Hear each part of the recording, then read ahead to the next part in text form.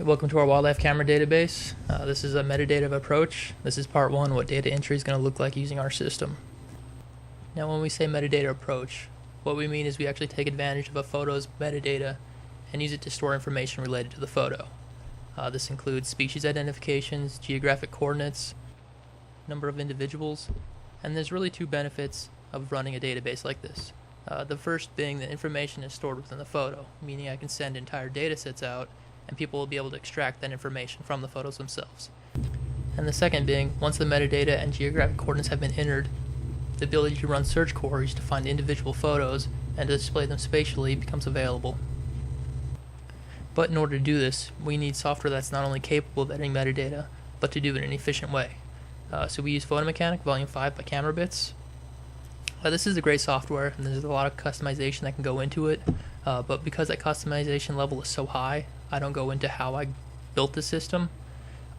But there is a really neat tool in Photomechanic in that you can import and export settings, preferences, drop-down menus, basically everything that makes up your system. So basically I can export my system, email it to somebody, and as long as they have Photomechanic, they can import it, and within 60 seconds be running a mirrored system as mine. So to get started, we'll go over the navigator tree. For efficiency, I suggest storing all the photos from the same camera location in the same folder. We do this because we're going to batch edit. So to demo this, we're going to open up the test photos. So when I hover over a photo, you can see that a lot of the fields are obviously blank, but date and time are automatically filled in by the capture time and date. But because this isn't always correct, a lot of people switch the AM, PM. That's a pretty common mistake. You can actually adjust the time by selecting all, go to adjust capture time and date, and move it up 12 hours, 1 month, 1 year, whatever you want, and it'll adjust it accordingly in the metadata. But because this is correct, we're going to cancel out of this. And the first step to editing the metadata is we want to set the geographic coordinates. So we go to set GPS coordinates. We're using decimal degrees, mainly because Photomechanic doesn't give us a lot of options, but decimal degrees is universal. And as long as we go to 5 decimal points, it's plus or minus 1 meter, which is more accurate than we really need. So type it in. If you connect to the internet, you can say show on map, and it's a good way to QA/QC to make sure you're actually setting the geographic coordinates in the correct spot. And you notice this little icon pops in at the bottom. This is Picasa, basically updating itself. I'll get to that in part 2. And after we apply the geographic coordinates to all the photos, you can see that the latitude and longitude are now embedded in every photo. Now the next step is to edit the information related to the camera location. Because a lot of this information is going to be redundant, you can actually create templates. So here I'm loading the Saguaro template. And you can see auto fills in the study, the location, contact emails, our Shutterfly account, and our species identification is set to not identified. Number of individuals is 1. The headline and the headline number 2 refers to a code replacement. Basically all this does is recognizes which species it is, and then autofills in the common name and keywords.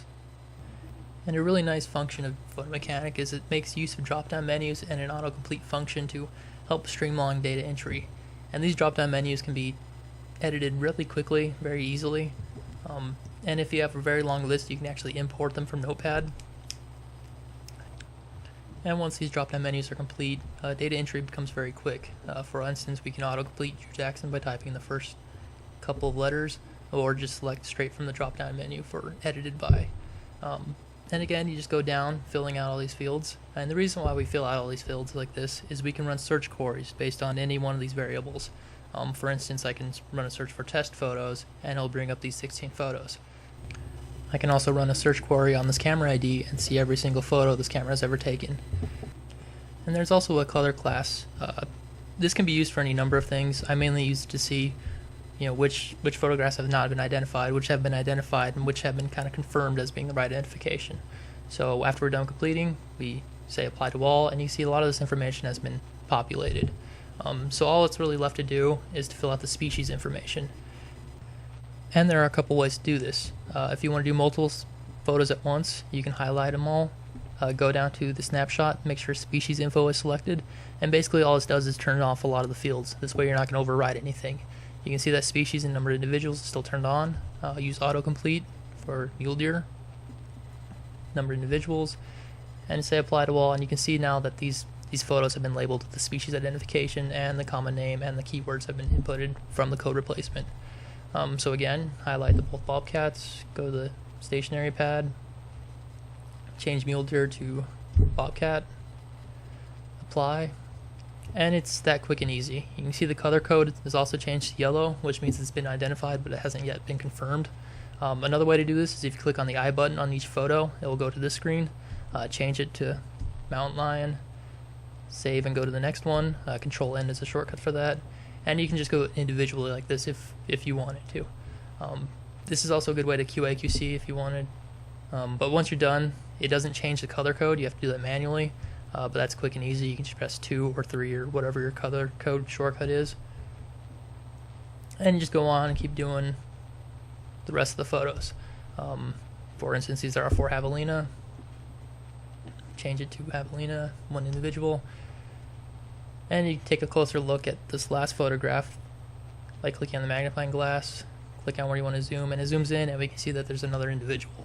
So obviously when you change that, click on the I button. This is the info page again, change it to 2, save and go to the next one, press OK, and you can see the number of individuals that's been changed from 1 to 2. So we can do our gray foxes next. Again, select the 3 we want to do, go to the stationary pad, change it to gray fox, say OK. And for those species that share the same genus and may be hard to tell apart, you can actually compare them side by side. So select the 2 you want to compare, click on the magnifying glass, expand this window out, select the view to be the ones you selected, and you can actually compare side by side the 2 species.